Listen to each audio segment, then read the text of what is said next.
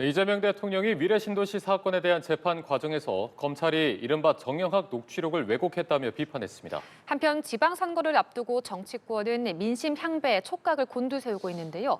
오늘 최진 대통령 리더십 연구원 원장 그리고 최수영 정치평론가와 함께 자세히 짚어보겠습니다. 두 분 안녕하십니까? 안녕하십니까? 네, 안녕하십니까? 네. 자, 오늘 새벽이었습니다. 이재명 대통령이 미래신도시 개발 특혜 의혹과 관련해서 검찰이 정영학 녹취록을 왜곡했다며 비판을 했습니다. 지난 5일에도 이렇게 검찰을 비판하는 취지의 글을 올렸었는데 이런 지금 글을 계속해서 올리는 상황, 검찰을 비판하는 상황 어떻게 보십니까? 그러니까 대통령이 직접 본인과 관련된 문제를 SNS로 올린 거는 상당히 좀 이례적인 건데요. 이거는 이제 이재명 대통령 본인과 관련된 사법 리스크를 완전히 털고 새 설 연휴를 계기로 해서 이제 완전히 털어내고 국정에 전념하고 싶다라는 의지를 강하게 피력한 것 같아요. 왜냐하면 최근 들어서 이제 보수 진영 내에서 이재명 대통령 재판 다시 안 하느냐라는 소리들이 많이 있거든요. 근데 이런 것들을 전부 이 뭉뚱그려서 앞으로 이 대장동이라든지 이런 사법 본인의 사법 계획 같은 이런 부분들을 전혀 나는 무관하고 이런 부분들에서 전부 사실과 다르다라는 걸 국민들에게 설 연휴를 기해서 이제 확실하게 천명을 하고 부동산 문제를 비롯한 국정 전념하겠다라는 부분을 강력하게 국민들이 직접 그런 전달하는 방식을 택했다라는 생각을 합니다. 네. 좀 어떻게 보셨습니까?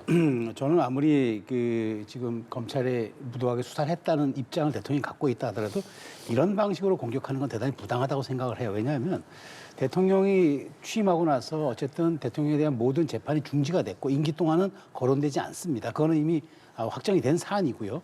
그런데 대통령이 자꾸 이렇게 트위터 정치 혹은 온라인 정치, SNS 정치를 통해서 정책에 대한 메시지를 내는 건 상관이 없지만 이렇게 본인과 관련된 혐의에 대해서 재판이 아직 끝나지 않은 사안에 대해서 직접적으로 검찰을 공격하고 뭐 증거가 왜곡됐다는 식으로 이렇게 부당하다고 한다면은 이건 대통령 본인의 어떤 혐의나 지금 재판 과정에 대한 개입이 될 수 있어서 대단히 이거는 좀 부적절한 개입으로 볼 수가 있고요. 특히나 지금 민주당 내에서 민주당 내 친명 의원들 8명 가까이가 지금 대통령 모든 혐의에 대한 공소 취소를 요구하고 나섰잖아요. 이 얘기 뭐냐면 임기 동안에 이 사건 자체를 아예 없애겠다고 이제 하는 건데 과연 이게 온당한 건지 이게 법치국가에서 대통령으로 재임하는 동안은 재판이 중단되는 건 맞지만 대통령이 재임한 이후에는 증거와 법리에 따라서 다시 수사가 재개되고 재판이 진행되는 게 맞는데 지금 마치 검찰이 이렇게 너무 말도 안 되는 걸로 나를 엮어놨다는 식으로 여론전을 한다거나 그다음에 지금 사실 이번 10월이면 검찰청은 역사 속으로 사라지는데 이런 식으로 이제 대통령이 트위터 정치를 통해 그러니까 온라인 정치를 통해서 이렇게 부당함을 호소한다는 게 과연 직접적인 이해 충돌일 뿐만 아니라 법치국가에서 대통령의 과한 사법 개입이라는 그런 측면에서 저는 이건 좀 자중돼야 맞다라고 말씀드리고 싶습니다. 네. 자, 한편 국민의힘 중앙윤리위원회가 친한계 배현진 의원에 대해서 당원권 정지 1년이라는 중징계 처분을 내렸습니다. 징계 소식이 알려진 뒤에 배 의원이 국회에서 기자회견을 했는데요. 먼저 들어보고 대담 이어가겠습니다. 배현진 체제의 모든 선거 실무 조직을 무력화시키기 위해 무려 당원권 정지 1년이라는 무리한 칼날을 휘두른 장동혁 대표와 지도부에 경고합니다. 그 칼날은 머지않아 본인들을 겨누게 될 것입니다.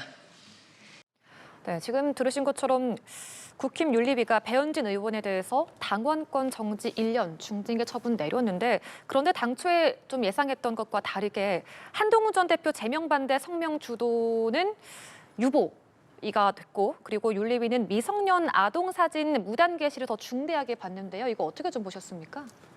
그러니까 국민의힘이 배현진 의원 징계 명분이 참 취약하구나라는 걸 스스로 이제 자인한 결과인데요. 국민의 내부에서 부디 이제 설 연휴 직전에 이렇게 중징계를 할 필요가 있겠냐라는 이제 소리도 나옵니다. 근데 오히려 장 대표 입장에서는 설 연휴를 맞아서 한동훈계를 확실히 우리가 제거한다, 축출한다라는 걸 지지층에 널리 알리는 효과를 오히려 기도해 한 것 같습니다. 근데 이렇게 이제 국민이 무리수를 두는 이유가 아까도 말씀드렸다시피 징계 명분이 되게 이제 취약한데도 그러니까 아동 미성년자 사진 게재라는 건 상당히 그 SNS 중에 이제 다툼을 하다가 이제 올린 사진이기 때문에 그 큰 사안은 아닙니다만은 이런 작은 꼬투리를 잡아서 중징계를 한 거는 역시 배현진 의원이 서울시당 위원장 이번 지방선거에 공천권에 많은 영향력을 미친 서울시당 위원장직만큼 반드시 막아야 되겠다라는 그 의지가 강력하게 작동을 한 것 같아요. 그래서 한동훈께서 팔다리도 자르고 서울시장 이를 비롯한 공천권의 영향에서 완전히 제거하는 이런 일석이조를 기대하고 설 연휴임에도 불구하고 아주 무리수를 장동혁 대표가 감행을 했다. 그렇게 분석할 수밖에 없습니다. 네, 당원권 정지 1년 중징계 처분 내려졌는데요. 어떻게 보셨어요? 그러니까 저는 윤리위의 결정을 존중해야 된다고 생각하는 이유가 세 가지, 그러니까 사실은 네 가지 이제 혐의였는데 이제 그걸로 올라왔는데 그 말하자면 본인이 영향력을 개입해가지고 지방선거에 출마할 당협위원장들을 출마하거나 영향을 끼칠 당협위원장들에게 뭐 부당 그 한동훈 전 대표에 대한 그런 서명, 그러니까 뭐 징계 부당성에 대한 서명을 강요했다. 이거는 판단 유보. 나머지 뭐 그 대통령 가족에 대해서 뭐 그 험한 글을 썼다는 것도 이건 뭐 그냥 경고 정도. 그러니까 다른 정치적 사안에 대해서는 전부 판단 유보나 경고나 주의 촉구 정도로 했는데 문제는 이것은 이제 사실은 어찌 보면은 아동 보호권에 대해서 배현진 의원이 법안까지 발의한 사람이 그 아동의 사진이 게재된 것을 온라인에 무단으로 올려가지고 서로 상대방하고 공방을 하는 과정에서 그게 며칠 동안 노출돼 있었다는 거잖아요. 그래서 네. 아동의 어떤 명예라든가 초상권에 대해서 침해가 있어서 이 부분에 대해서 이제 책임을 묻겠다는 건데 당원권 정지 1년이다. 그래서 저도 좀 당원권 정지 1년이라는 양정에 대해서는 조금 이게 과할 수 있다라는 측면이 있지만 어쨌든 배현진 의원의 부적절한 행동으로 인해서 특히나 이제 온라인상에서 특히나 이제 우리가 지금 인권 보호라든가 그다음에 개인의 초상권 같은 건 대단히 지금 중하게 지금 보는 이런 흐름 속에서 본인이 더더군다나 관련된 법안까지 발의하는 상황에서 부주의하게 그걸 처리했다. 저는 분명히 이건 공인으로서 특히 국회의원으로서 잘못이 있었다고 생각하지만 과연 그 1년까지 갈 문제냐에 대해서는 저도 판단을 말씀드리지는 않겠습니다. 다만 윤리위가 이렇게 과하게 정치적인 사안에 지금 개입하는 일들이 잦고 결국 윤리의 결정이 최고의 결정이라든가 이런 과정들을 통해서 뭐 징계라든가 그다음에 뭐 탈당 권고라든가 이런 식으로 자꾸 결정이 내려지다 보니까 많은 오해를 사는 것 같아요. 근데 어찌됐건 이 부분은 윤리위가 자체적으로 정치적 사안이 아니라 이런 어떤 배 의원의 부적절한 행위에 대한 판단을 내린 거기 때문에 저는 뭐 당에서 당연히 존중할 것이고 또 지도부가 여기에 개입할 여지는 분명히 없었어요.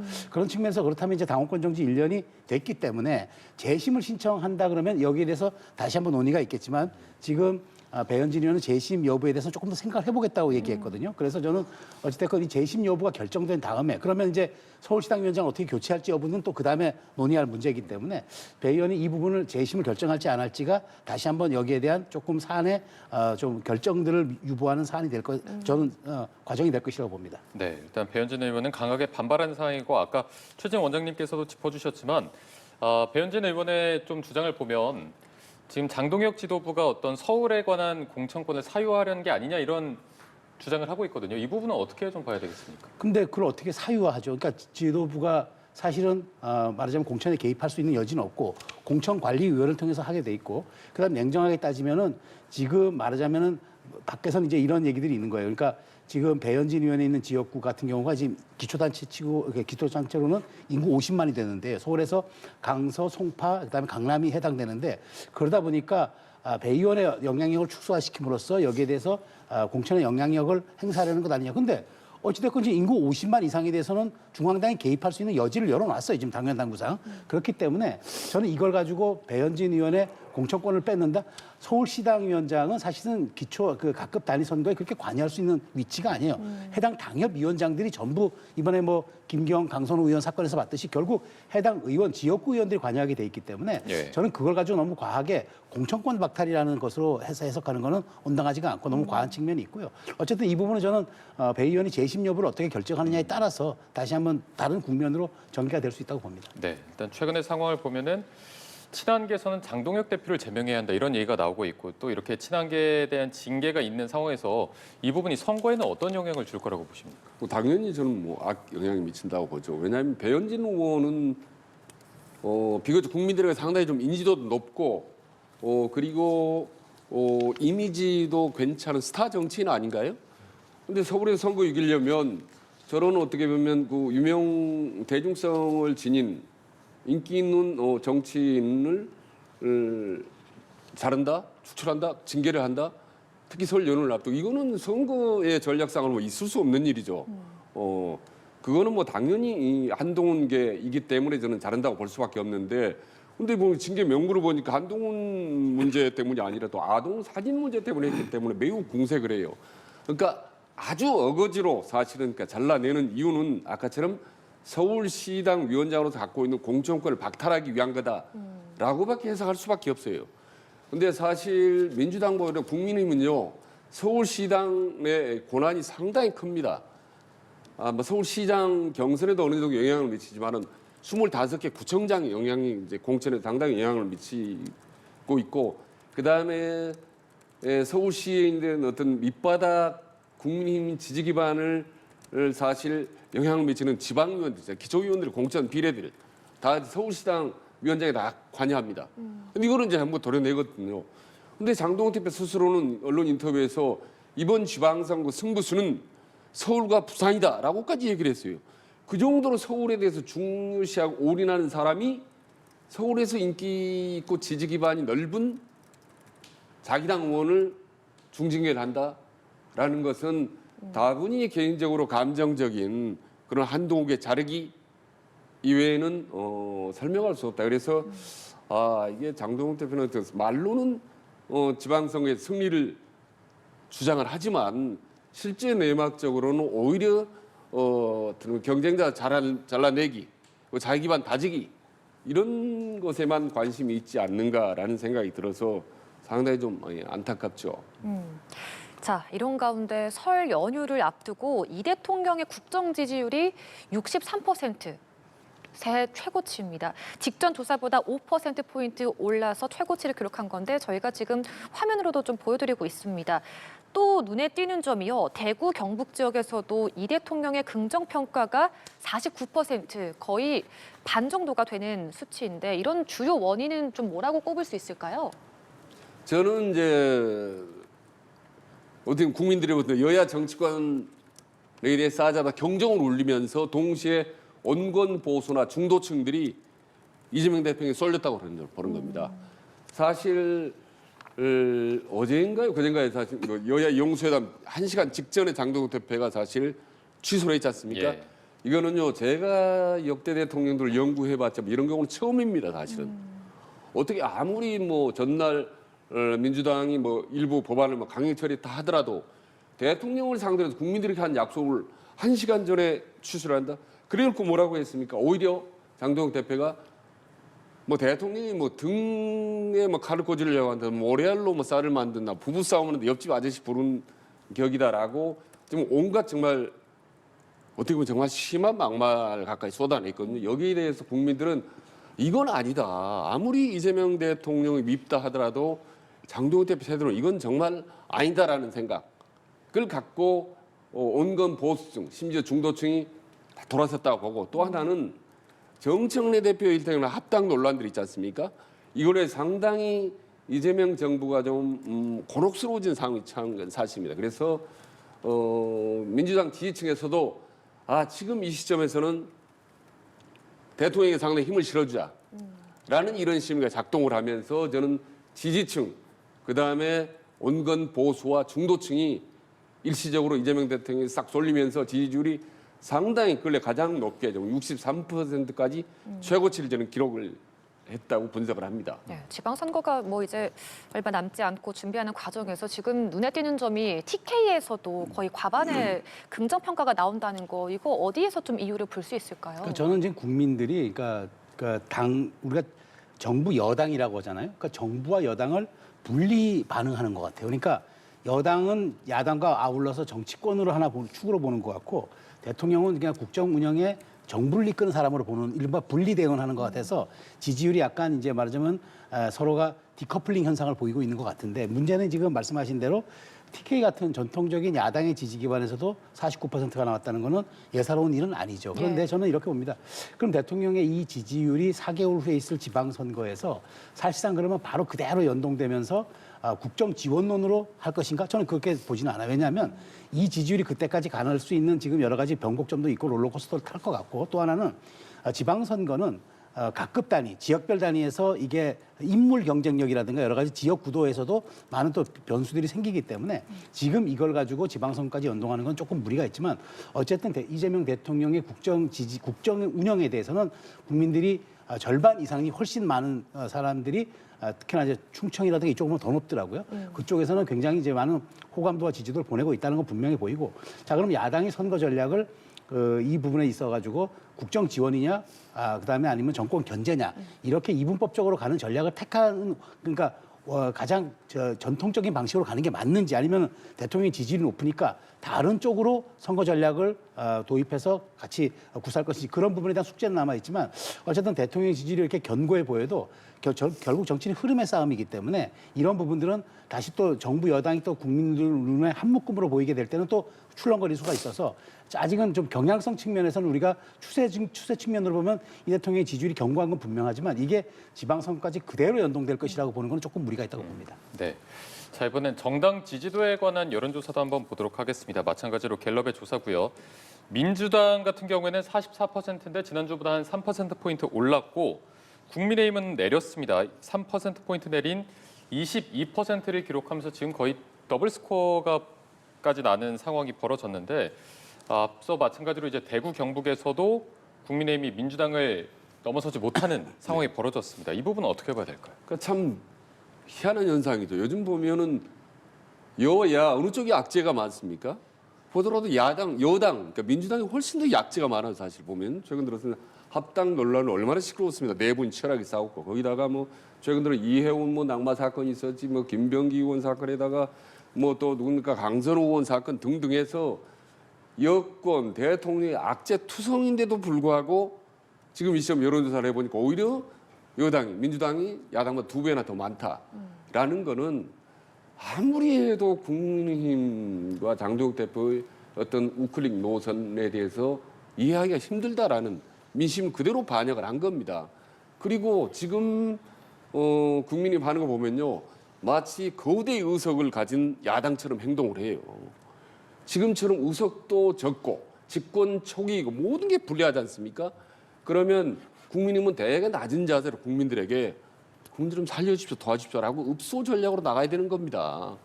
근데 오히려 전부 다 묻지만 무조건 반대로 마치 엄청난 의석을 가진 것처럼 막 초강경 일변도로 가기 때문에 보수들 입장에서는 이게 정말 아니다라고 해서 제발 좀 장동혁 대표 행동, 태도, 전략을 바꿔달라, 선회해달라라는 강력한 요구사항 이들은 이런 지지도로 나타났다고 봐요. 그리고 대구 경북만 하더라도 지금 어떻게 보면 과반수 가까이 높아서 민주당이 이거는 보고 박근혜 후광 효과가 별로 통하지 않겠다. 이번 6월 지방선거에. 그리고 윤 어게인 세력이 목소리만 크지만 실질적으로 득표 효과는 별로 발휘하지 못하겠다라는 생각이 듭니다. 저는. 요즘요 대구 경북도 많이 바꿔졌습니다. 사실은. 그래서 일방적으로 강하게 일방적으로 간다면 통하지 않습니다. 지금 어제 장동혁 대표가 6월 지방선거 공천관리위원장에 이제 친박계 대표주자였던 이정현 전 의원을 사실 이번에 인선을 했는데 이런 친박계 전면 배치, 윤석열 전 대통령의 어떤 계속 지속적인 유대관계 이런 부분들은 통하지도 않고 사실 보수 지층에 오히려 반감만 가져옵니다. 그러니까 하루빨리 장동혁 대표와 국민의힘 당권파들이 전략을 바꿔야 되는데 이 얘기 수십 번 했습니다만 이 자리에서 그게 잘 안 되고 있네요. 네.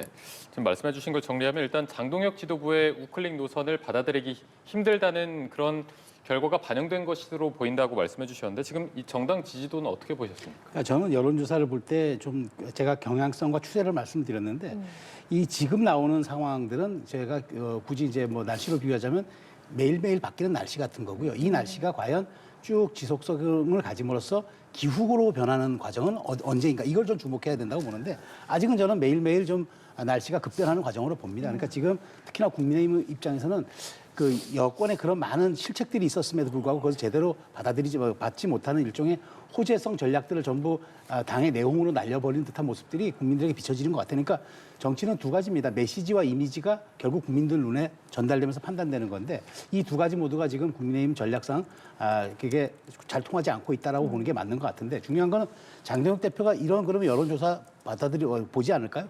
충분히 보고 또 알고 있을 겁니다. 그런데 왜 이렇게 하느냐? 예. 제가 보기에 일종의 전략적 차원에서 굳히고 뻗는 전략이 언제인가. 그러니까 즉 굳힐 만큼 굳힌 다음에 이제 외부로 뻗는 이른바 굳히고 뻗기 전략인데 지금이 다 굳혀 있는가를 판단하는 데는 아직까지 좀 여러 가지 논의가 있는 것 같아요. 그래서 내부에서 지금 김민수 최고위원이나 신동국 최고위원도 뭐 바뀔 때가 됐다 얘기들이 지금 분출하고 있는 것도 지금 이 타이밍이 지금 거의 왔느냐 안 왔느냐. 그다음에 우리가 지금 변곡점을 맞이해서 이제 좀 뻗어나가야 되느냐. 근데 저는 만일 장동혁 대표가 굳힐 만큼 굳혔다고 생각해서 이제 중원확장으로 확 이렇게 노선 변화를 할 경우에 저는 이런 변화들은 충분히 있을 수 있고 이 과정을 통해서 인물 영입이라든가 그다음에 진보라든가 좀 중도 보수의 상징성을 가진 사람들을 대거 영입하고 또 바꿈으로써 또 광역단체장 공천의 뉴페이스들을 공천하거나 혹은 경선에 붙임으로써 주목도를 높이거나 하는 과정을 통해서 충분히 바뀔 수 있다고 보기 때문에 현재 지금 정당 지지율은 국민의힘으로서는 대단히 엄중하고 뼈아프게 받아들여야지만 여기에 너무 매몰될 필요는 없다. 결국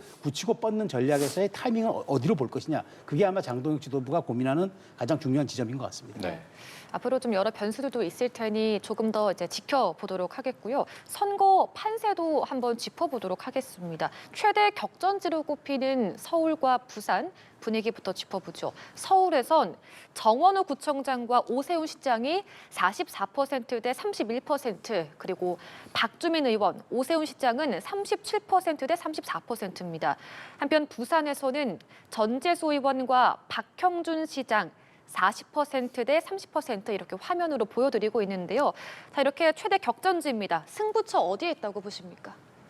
참 공교롭게도 장동혁 대표가 오늘자 아침에 유력 보수 언론에 이번 지방선거 승부처를 이제 서울과 부산에 두겠다. 자기는 정치 생명을 걸겠다고 그랬습니다. 두 군데. 근데 뭘 근거로 그런 말씀하셨는지 사실 전혀 모르겠어요. 지금 방금 화면에도 여론조사 저렇게까지 지금 불리하게 뚝 떨어지게 나오는데 어떻게 갑자기 단기간 동안에 확 전화를 하겠다는 건지 뭐 본인 모르겠습니다. 2월 19일이죠. 다음 주 월요일 날 뭐 윤석열 대통령 뭐 실형 선고가 되면 그때부터 이후로 이제 확 변하겠다라고 이제 말은 했습니다만은 민심은 그렇게 하루아침 변하지는 않는다고 봐요. 보면 서울시장만 보더라도 정원호 구청장이 지금 구청장만 3번 한 사람인데 지금 오세훈 시장 지금 서울시장을 4번 한 사람. 매개 벌써 10%포인트가 그 이상 이기고 부산만 하더라도 지금 전재수 의원은 지금 통일교 사건에 관련돼서 어떻게 보면 이제 장관이 물러났던 사람입니다. 상당히 이 정치 생명이 끝났나라고까지 말이 나왔던 사람인데 부산시장 2번 한 박영주 시장보다 사실은 지금 10%포인트 이상 앞서고 있다. 이건 뭘 얘기하는 겁니까? 이거는 개별적으로 정원호라든지 전재수라든지 이런 사람의 문제가 아닙니다. 오세훈이라든지 무슨 박형준은 문제가 아니고 전체적인 큰 대한민국 전체 선거 판도를 말해주는 거거든요, 지금. 그래서 한 말씀 드리면은 결론적으로 지금 국무행보 단적으로 말씀드리면 지금 1년 내내 계속되고 있는 시위상 개업 내라는 폭과 물살이 너무 깊다. 이 부분을 국민의힘이 헤쳐나가지 못하면 그 어떤 사람, 그 어떤 전략으로도 이겨낼 수가 없다. 근데 하물며 선거에 도움이 되는 사람들, 뭐 한동훈이라든 뭐 김종혁이라든 뭐 이런 사람들 다 털어내고 뭘 하겠다는 거지. 말하자면 계속 뺄셈 정치, 뺄셈 정당 운영을 계속 해오면서도 당은 덧셈이라고 얘기만 하고 있는 이 부분은 이 모순을 어떻게 극복해 나갈 건지 정말 아주 궁금하기 짝이 없습니다. 저는. 네. 지금 가상 대결을 좀 봤을 때 민주당 후보자들이 좀 더 앞서가는 걸 확인할 수는 있는데 그렇다면 국민의 입장에서는 어떤 전략이 좀 필요할까요? 고민스러울 거예요. 근데 지금 보면은 지금 이 가상 대결 전체를 보면은 정당 지지율이 거의 지금 인물 구도에 반영되고 있는 상황이란 말이죠. 근데 저는 이제 여기에 대해서 이제 정원호, 박주민, 전재수 일종의 정치인들이긴 하지만 신상품 효과가 있는 분들이에요. 새로운 뉴페이스다 보니까 아무래도 여기에 대한 기대치도 좀 반영이 됐고 오세훈 박형준, 특히 오세훈 시장은 4번의 시장을 통해서 조금 약간 물론 높은 인지도와 주목도가 있는 분이긴 하지만 또 피로도도 그만큼 있다고 볼 수가 있기 때문에 아마 이런 식의 반영이 될 것 같은데 이제 그 관건은 이걸 겁니다. 그러면 이제 과연 이제 정당 지지율이 지금 인물 지지율에 투영이 돼서 가고 있는데 실제로 캠페인이 전개됐을 때는 전 또 다른 양상으로 갈 것이다. 아까 말씀드린 대로 정권 지원론이냐 정권 견제론이냐는 큰 틀의 구도 싸움이 하나 있을 테고 또 하나는 이제 각자의 이제 그 인물 경쟁력을 통해서 말하자면 선거 과정을 통해서 본인이 조금 압도적으로 좀 뭐랄까 국민들에게 판단받을 수 있는 그런 부분들을 좀 누가 더 드러낼 수 있냐의 부분도 여지도 있을 거고 그다음에 국민의힘 같은 경우에는 빠른 중원 확장이라든가 좀 중도 쇄신을 통해 가지고 당 지지율이 좀 끌어올릴 때는 여기에 또 그대로 또 연동될 수 있다고 보기 때문에 그리고 지금 국민들 눈에는 이렇게 보이지만 지금 이렇게 민주당에 대해서 높은 좀 지지율이 보인 것 같지만 실제로는 선거에 임박했을 때 지방 권력까지 다 민주당이 가져가 버리면 진짜 견제는 누가 하지라는 막판에 거의 견제 심리도 작용할 수가 있기 때문에 상당히 많은 변수들이 지금 내재돼 있어서 이걸 그대로 선거 때까지 유지될 것이라고 보는 건 조금 무리가 있는 것 같고요. 어찌됐건 지금 국민의 입장에서는 두 가지가 남아있죠. 인물 경쟁력을 좀 높이기 위해서 경선을 얼만큼 좀 더 드라마틱하게 할 수 있느냐 과제가 하나 있겠고 또 하나는 지금 정당 지지율과 지금 거의 후보 지지율이 연동되는 이런 상황에서 어떻게 빠른 정당 지지율의 좀 회복을 이뤄낼 수 있을지 이 두 가지가 굉장히 고민되는 시점이라고 생각합니다. 네, 자 최대 격전지인 서울과 부산에 대한 여론조사 결과를 보여드렸고 이번에는 충청으로 한번 가보겠습니다. 대전, 충남 행정 통합이 성사될 경우에 초대 특별시장 후보로 강훈식 대통령 비서실장이 현재 보신 대로 22%로 가장 높고요. 김태흠 지사 13%, 또 양승조 전 지사가 11%, 이장우 시장 10% 순으로 나타났습니다. 이 부분은 좀 어떻게 보십니까? 그러니까 조금 전에 아까 앵커께서 승부처가 어디냐고 이제 여쭤봤습니다. 예. 저는 이제 대전 충남 지역이라고 봅니다. 이번 6월 지방선거 최대 승부처는 격전지는 충청도라고 보는 건데 저는 최근 들어서 몇 년 사이에 들어서 이제 TK, 대구 경북, 호남에 이어서 충청도 새로운 정치 1번지라고 저는 봅니다. 왜냐하면 중도층이 가장 많이 밀집해 있고 그리고 선거 때마다 여야 격전지 가장 많았어요. 그리고 판세가 한 번씩 뒤집어집니다. 여야가 엎치락뒤치락 하는 지역이기 때문에 충청도 표심이 어디로 가느냐에 따라서 전국적인 대한민국 전체 선거의 판세가 좌우된다고 보는 겁니다. 그런데 지금 오늘 이 연합 TV에서 말씀드린 이 발표 보도 보니까 이미 지사로서 활동을 왕성하고 있는 김태흠 지사보다도 저기 지금 청와대 안에 있는 강훈식 대통령 비서실장이 10% 가까이 더 높네요. 예. 본인이 뭐 대전 충남에 대해서 뭐 출마 의사도 밝힌 적 없지 않습니까? 강훈식 비서실장이.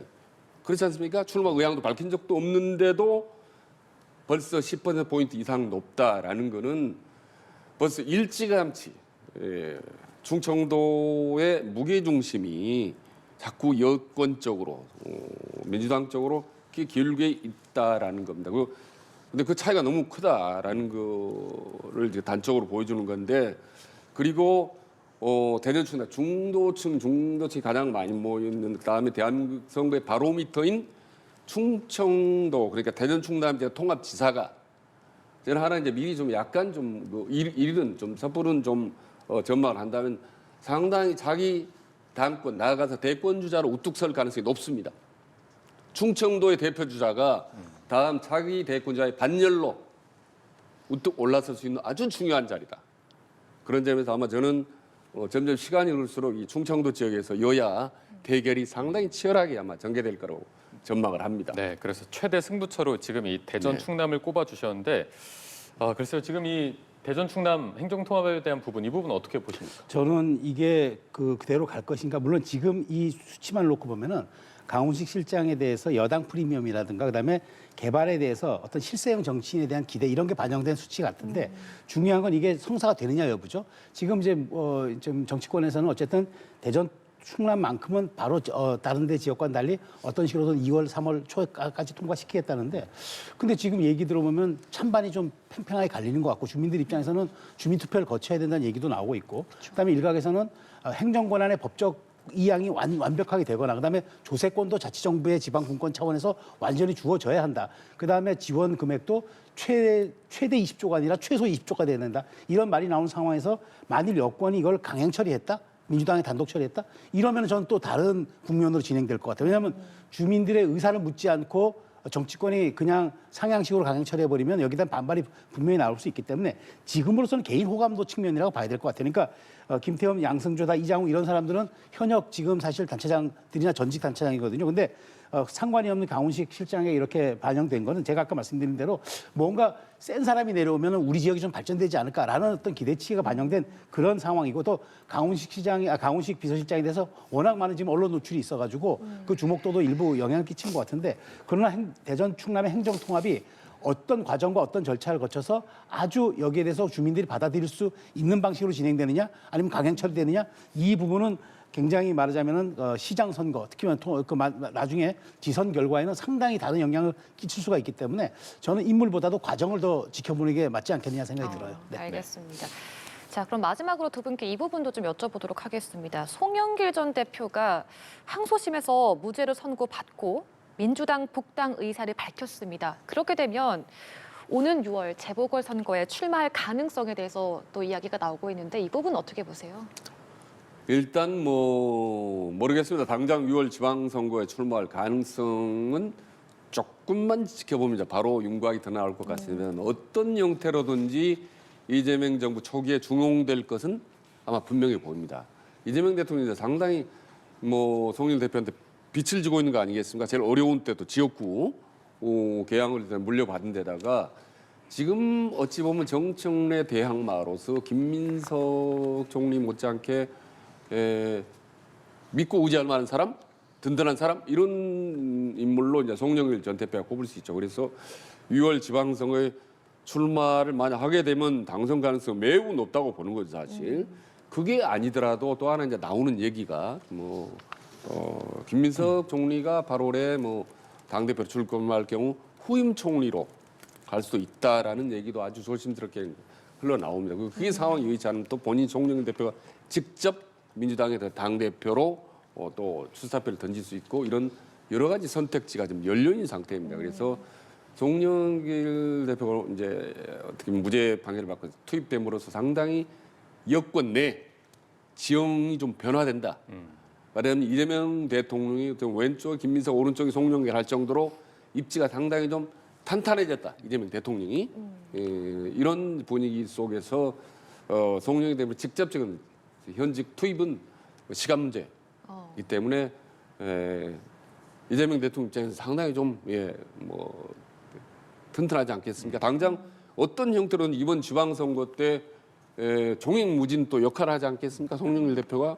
그래도 크게 보면 이재명 대통령 그다음에 민주당 여권의 지형이 상당히 넓어지고 좀 탄탄해졌다라는 것은 부인할 수 없는 사실인 것 같습니다. 예. 송영길 전 대표의 투입은 시간 문제다라고 말씀해 주셨는데 앞으로의 행보 좀 어떻게 전망하십니까? 그렇다 하더라도 저는 조금 자중의 시간을 가질 것 같아요. 왜냐하면 지금 사실 인천 계양을 보궐선거는 이제 대통령이 입을 맡고 있는 지금 김남준 대변인이 사실상 출마를 선언한 거나 다름이 없어요. 지난번 예배도 같이 드리는 모습을 지역구에서 연출하기도 해서 그러면 거기에 송영길 전 대표를 다시 투입하는 거. 근데 사법심판이 이제 끝나자마자 이제 사실 이제 여기에 대해서 아직 대법 판결도 남아 있는 상태고 그렇기 때문에 이 부분에 대해서 아직 좀 송영길 전 대표를 바로 지금 선거에 투입하는 건 조금 그렇다고 보고 저도 어렵다고 보고 다만 송 대표가 들어오면은 이재명 대통령에게는 정치적 우군이고 그다음에 지역구까지 양보함으로써 이재명 대통령이 오늘날의 대통령 자리까지 오게끔 만들어준 1등 공신이면 분명하기 때문에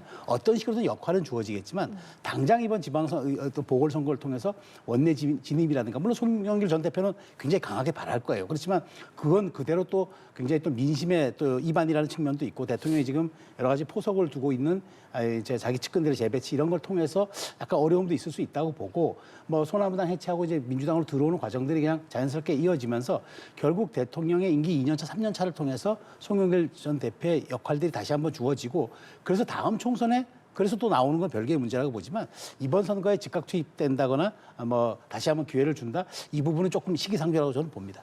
네, 알겠습니다. 자, 정치권 소식은 여기까지 짚어보도록 하고요.